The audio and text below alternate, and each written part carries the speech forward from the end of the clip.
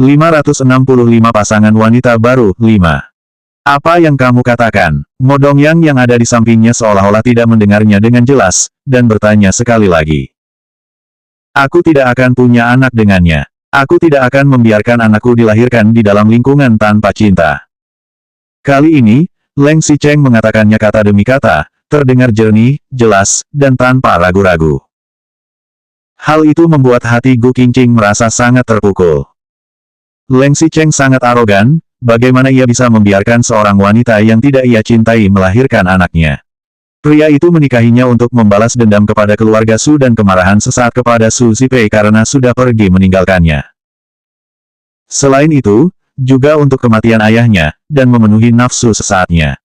Leng Xicheng sudah salah menganggapnya sebagai Su Zipei dan mengambil keperawanannya. Jadi pria itu menikahinya hanya karena merasa bersalah padanya. Ujung-ujungnya, bukan karena cinta.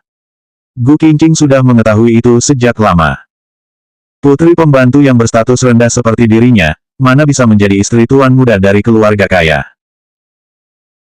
Sebenarnya, jika bukan karena ibu dan kakaknya berlutut di depannya dan memohon agar ia mau menikah dengan Leng Xicheng, supaya setelah menikah bisa mendapatkan mahar guna membayar hutang ayahnya, maka Gu Qingqing juga tidak akan mau menikah.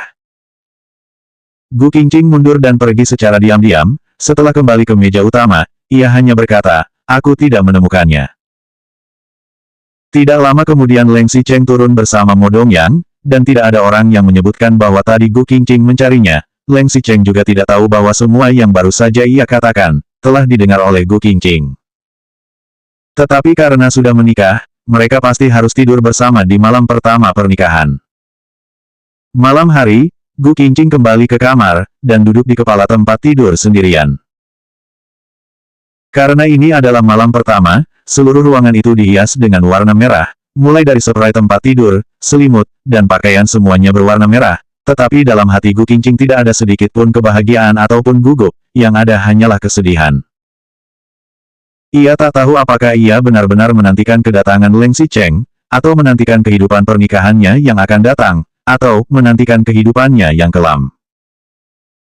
Tidak lama kemudian, pintu ruangan dibuka oleh seseorang. Orang yang membuka pintu itu bukan Leng Xicheng, tetapi temannya yang berperilaku tidak jelas, namun Leng Xicheng memang minum hingga mabuk, dan digendong kembali oleh orang lain. Biasanya orang yang baru menikah itu pasti ingin menghabiskan waktu di dalam kamar pengantin. Tetapi itu berbeda dengan Leng Xicheng dan Gu Qingqing, mereka menikah bukan karena cinta. Bahkan Gu Qingqing masih merasa dendam atas kejadian yang menimpa ayahnya, serta Leng Xicheng yang ingin balas dendam terhadap Su Zipei. Semua orang merasa canggung untuk sementara waktu, bahkan jika Mo Dongyang yang paling berisik pun merasa sedikit tidak enak saat ini. Itu, Qingqing, kami akan menyerahkan Xicheng padamu. Ia mendorong Leng Xicheng ke Gu Qingqing, pria yang tinggi badannya sekitar 1,8 meter itu hampir terjatuh.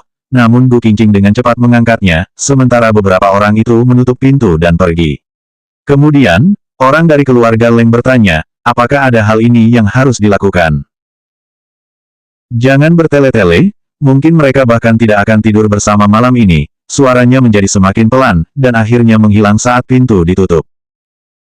Ruangan pun menjadi sunyi. Setelah hening yang lama, Gu Qingqing mengangkat Leng Xicheng kembali dengan susah payah. Leng Xicheng, aku akan mengangkatmu kembali untuk beristirahat. Leng Xicheng tidak menjawabnya, Gu Qingqing hanya bisa mengangkatnya kembali. Ketika sampai di depan tempat tidur, Gu Qingqing yang tidak hati-hati saat mengangkat pria itu pun berakhir jatuh ke tempat tidur bersamanya. Gu Qingqing takut Leng Xicheng terluka, ia menoleh ke samping, Leng Xicheng yang di sebelahnya telah bangun, bahkan pupil matanya pun tampak tak fokus karena pengaruh alkohol. Lalu pria itu tiba-tiba menerkamnya, kemudian mencium sudut bibirnya tanpa ragu.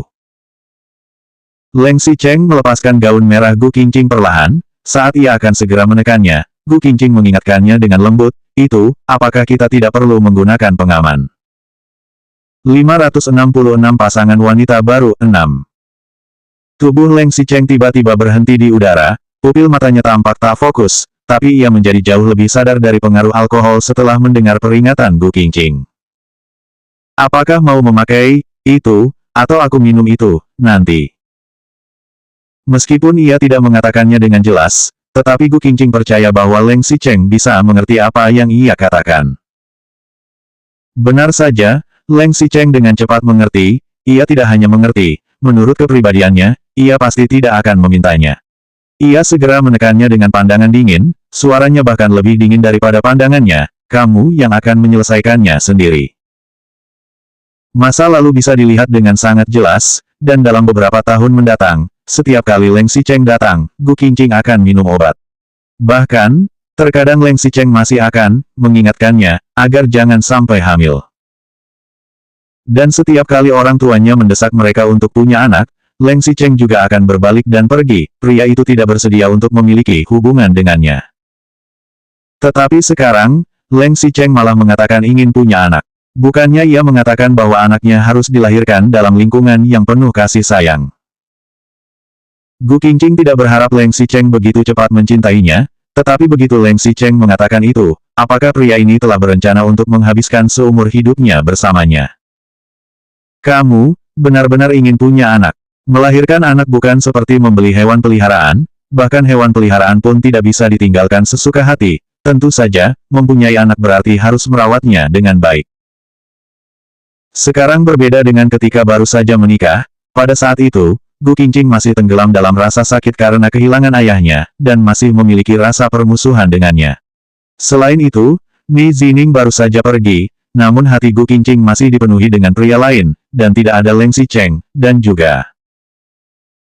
Setelah begitu banyak hal yang dilalui, baik itu Lin Zuyi atau Ni Zining, serta dua kejadian yang mengancam nyawa Gu Qingqing, Leng Xicheng bisa merasakan bahwa sikap wanita itu telah berubah drastis terhadapnya. Jadi menyebutkan anak pada saat ini, Gu Qingqing harusnya tidak akan menolaknya, kan? Leng Xicheng menatapnya dengan serius, tidak lama kemudian, di bawah tatapan Gu Qingqing, ia mengangguk dengan serius.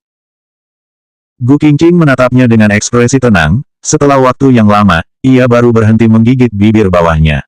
Ia seperti telah mengambil keputusan, dan mengangguk, kemudian berkata, Suara itu, terdengar sedikit, tidak lancar. Tuhan tahu, Gu Qingqing telah menunggunya untuk waktu yang lama, dan akhirnya melihat Leng Xicheng mengangguk. Leng Xicheng tidak ingin membiarkan anaknya dilahirkan dalam lingkungan tanpa kasih sayang, bukannya begitu juga dengan Gu Qingqing. Menikah selama 3 tahun, sampai hari ini, kedua orang itu akhirnya baru memiliki sedikit rasa kedekatan. Gu Qingqing tiba-tiba merasa apa yang ia katakan sebelumnya agak egois, tidak mengungkapkan hubungan karena pekerjaan. Tetapi setelah memikirkannya, hanya dengan pekerjaannya lah, ia baru bisa membuktikan bahwa dirinya layak untuk berdiri di sisi Leng Xicheng. Setelah berpikir sebentar, ia mengangguk lagi.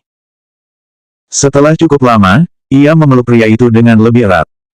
Begitu Gu Qingqing memeluknya, Leng Xicheng merasa menderita. Kedua orang itu mandi dengan tidak mengenakan pakaian apapun. Leng Xicheng benar-benar tidak berpikir untuk melakukan hal nakal malam ini. Pertama-tama, ini adalah rumah sakit. Kedua, karena Gu Qingqing terluka, dari mana ia punya suasana hati untuk melakukan tindakan nakal.